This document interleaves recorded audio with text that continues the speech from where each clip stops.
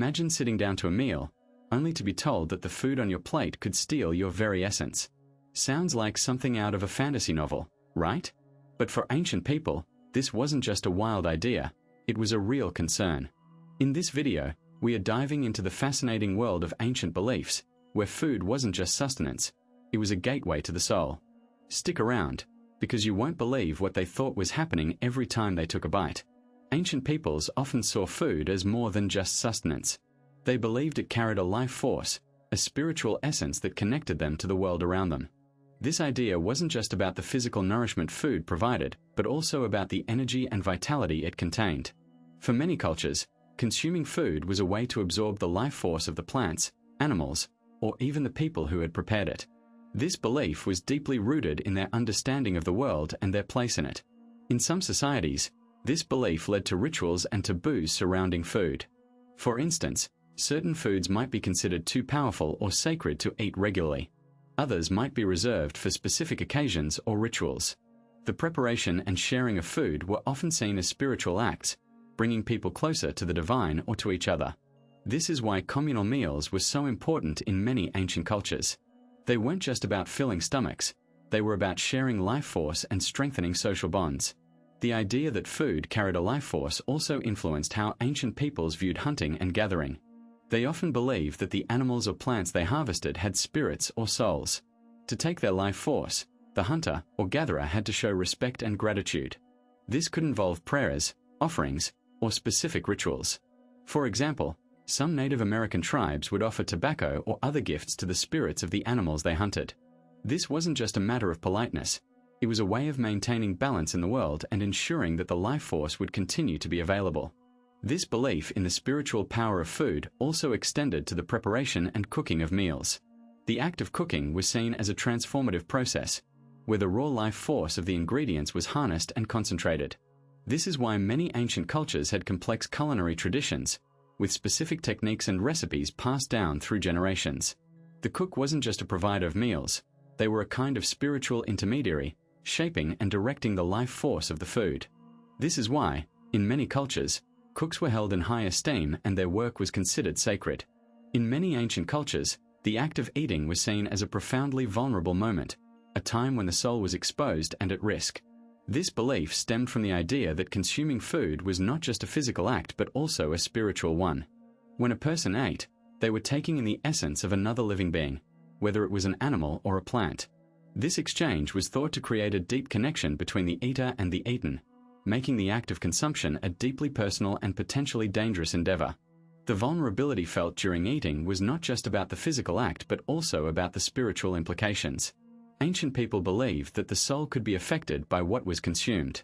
For instance, eating the flesh of a powerful animal was thought to imbue the eater with some of that animal's strength and spirit. Conversely, consuming food that was tainted or impure could weaken the soul or even invite malevolent spirits. This belief made the act of eating a careful and deliberate process, often accompanied by rituals and prayers to protect the soul. The idea of the soul being exposed during consumption also extended to social interactions. Sharing a meal was a significant event, as it involved not just the sharing of food but also the sharing of souls. Eating together created a bond between individuals, making them vulnerable to each other in a spiritual sense. This is why many ancient cultures had strict rules about who could eat with whom and what could be eaten. These rules were not just about hygiene or social status but also about protecting the soul from harm. In some cultures, the belief that food could steal the soul led to the practice of eating in silence or in the presence of protective spirits. The silence was thought to prevent the soul from being distracted and thus more vulnerable to attack. Protective spirits, such as household gods or ancestral spirits, were often invoked to guard the soul during the act of eating. This practice highlighted the deep spiritual significance of the act of consumption and the belief that the soul was always at risk when the body was nourished. Ancient people often believed that food could be used to steal or harm one's soul, and one of the primary fears revolved around the idea of cursed or ritually altered food. This belief stemmed from a deep-seated anxiety about contamination, where food could be tainted not just physically, but spiritually. In many cultures, it was thought that certain rituals or curses could imbue food with malevolent energy, making it a vessel for spiritual harm. For instance, in some African traditions, it was believed that food offered by an enemy could be cursed, leading to illness or even death. This wasn't just superstition, it was a way to explain the unexplained, a means to make sense of sudden illnesses or misfortunes. The fear of ritually altered food was particularly prevalent in societies where magic and spirituality played a significant role in daily life. In some Native American tribes, for example, it was believed that food could be enchanted to bring bad luck or attract evil spirits. This belief was so strong that sharing food was often a carefully considered act, reserved for trusted members of the community. Even in ancient Europe, there were tales of witches poisoning food or using it to cast spells. The idea was that by consuming the altered food, the victim would also consume the curse or spell, leading to spiritual contamination. Contamination wasn't always seen as a direct attack. Sometimes, it was believed that food could be unintentionally tainted by negative energy. For example, in some Asian cultures, it was thought that food prepared by someone in a state of anger or sadness could carry that negative energy, potentially harming the person who ate it. This belief led to strict rules about who could prepare and serve food, with only those in a positive spiritual state deemed suitable. In some cases, food was even ritually cleansed before consumption to remove any potential contamination. This practice was not just about hygiene, it was about ensuring spiritual safety. The fear of contaminated food also extended to the idea of soul theft. In some cultures, it was believed that consuming food offered by a sorcerer or witch could lead to the theft of one's soul. This was often depicted in folklore and myths, where the unsuspecting victim would eat the enchanted food and then fall under the control of the sorcerer. The idea was that the food contained a piece of the sorcerer's soul, and by eating it, the victim's soul would be drawn to the sorcerer. This belief was a powerful tool for explaining the inexplicable, providing a narrative for sudden illnesses or mysterious disappearances. It also served as a warning to be cautious about what and who you consumed, both physically and spiritually. In many ancient societies, shamans and priests held significant power over food preparation. This control wasn't just about who got to cook the meals. It was deeply tied to spiritual beliefs and social structures. Shamans, often seen as intermediaries between the physical and spiritual worlds, were believed to have special knowledge about the properties of food. They could determine which foods were safe to eat and which might be dangerous. Priests, on the other hand, often oversaw rituals and ceremonies involving food. Their role was to ensure that meals were prepared in a way that honored the gods or spirits. In some cultures, only shamans or priests were allowed to prepare certain foods. This wasn't just a matter of skill or tradition. It was believed that improper preparation could have serious consequences. For example, in some indigenous cultures, certain plants were thought to contain spirits. If these plants were not prepared correctly, the spirits could cause harm. Shamans and priests were seen as the only ones who could safely handle these ingredients. They knew the right rituals and prayers to use. Their knowledge helped protect the community from spiritual dangers. The control over food preparation also reinforced the power of shamans and priests. By limiting who could cook certain meals, they maintained their status as essential figures. This control extended to who could eat certain foods. In some societies, only shamans or priests could consume specific types of food. This exclusivity was a way to mark their special role. It also created a sense of mystery and reverence around their position. The community relied on them for spiritual guidance. Their control over food was just one aspect of their broader influence. This dynamic wasn't just about power, though. It was also about protection. Shamans and priests were believed to have the ability to ward off evil spirits. Their rituals and prayers were thought to keep the community safe. By controlling food preparation, they ensured that these protective measures were in place. This belief was so strong that even small mistakes in cooking could be seen as dangerous. The community depended on shamans and priests to get it right. Their expertise was crucial for both physical and spiritual well-being. In many ancient cultures, the belief that food could steal one's soul was deeply rooted in their spiritual practices. One of the most intriguing aspects of this belief was the practice of ritual fasting as a form of protection against spiritual theft. This practice was not just about abstaining from food. It was a profound spiritual exercise that held significant cultural and religious importance. Fasting was seen as a way to purify the body and mind, making it less susceptible to malevolent forces. By denying themselves food, individuals believed they could strengthen their spiritual defenses. This was particularly important in societies where the soul was considered a vulnerable entity that could be captured or stolen. For instance, some indigenous tribes in the Americas believed that certain foods could attract evil spirits or sorcerers who sought to harm them. Fasting was a way to avoid these dangers. The act of fasting also had a communal aspect. In many cultures, fasting was not just an individual practice but a collective one, often performed during specific rituals or ceremonies. This communal fasting created a sense of unity and shared protection. For example, in some African traditions, entire communities would fast together to ward off evil spirits and ensure the safety of their members. This collective effort reinforced the belief that fasting could protect not just the individual but the community as a whole.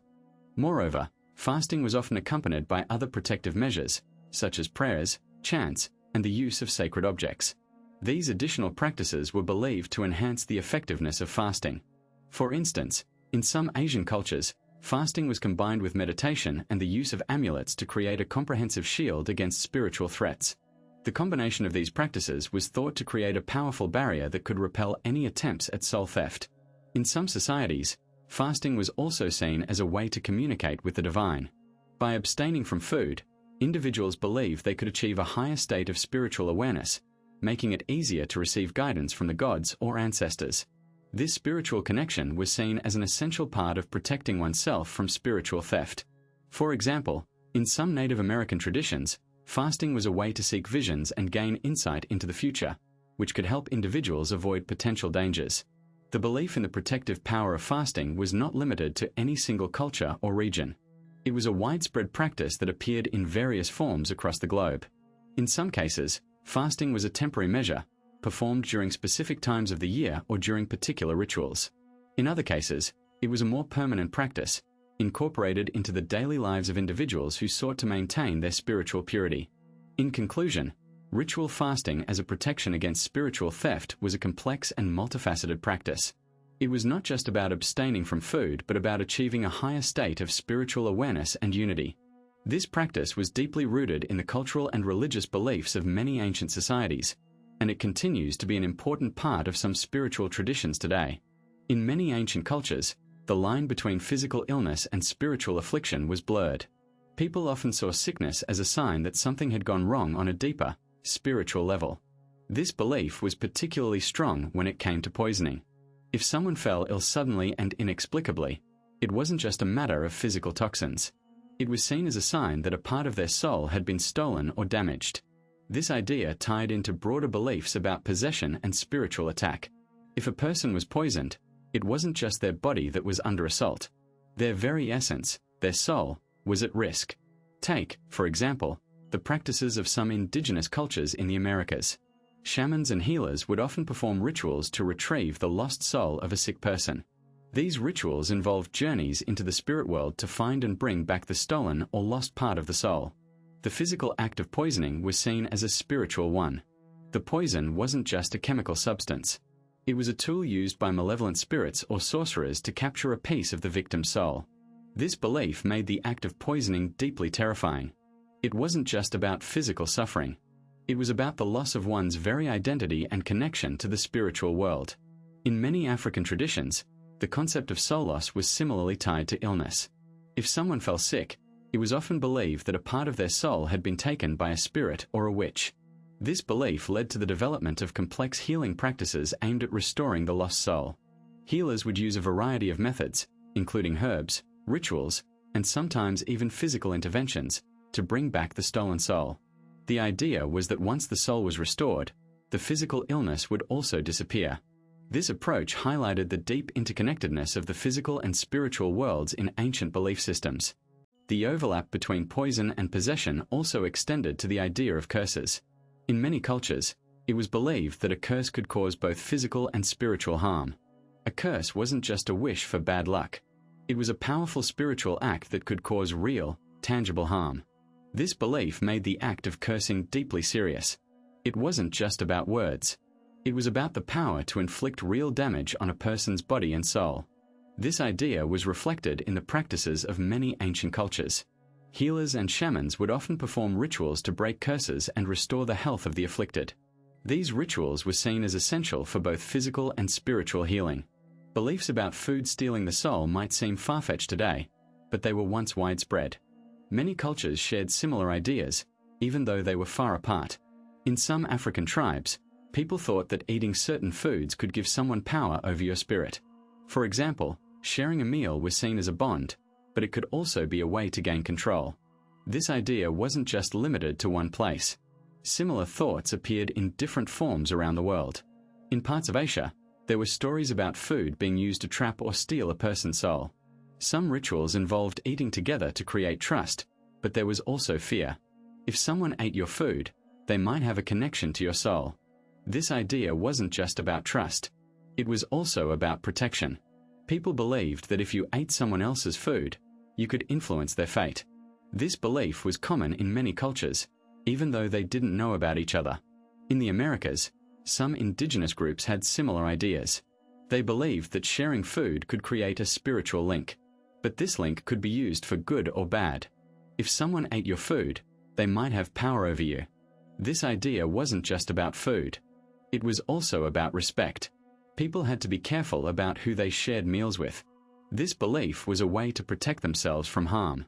It was a part of their culture and their way of life. These beliefs might seem strange today, but they show how people tried to make sense of the world. They used food as a way to understand relationships and power. Even though these cultures were far apart, they had similar ideas. This shows that people everywhere have similar fears and hopes. They just express them in different ways. Understanding these beliefs helps us see how people thought in the past. It also helps us appreciate the diversity of human culture. Beliefs about food stealing one's soul might seem archaic, but their echoes linger in modern superstitions and traditions. Many people today unconsciously follow practices rooted in these ancient fears. For instance, the idea that sharing food creates a bond is widespread. In some cultures, accepting food from someone establishes a relationship of trust and obligation. This echoes the ancient belief that consuming food together binds souls, making it difficult for one to harm the other. Even in casual settings, offering food can be a way to show goodwill and foster connection. It's a subtle reminder of the old fear that refusing food might sever a bond or invite misfortune. Another modern tradition that hints at these ancient beliefs is the practice of not sharing certain foods with strangers.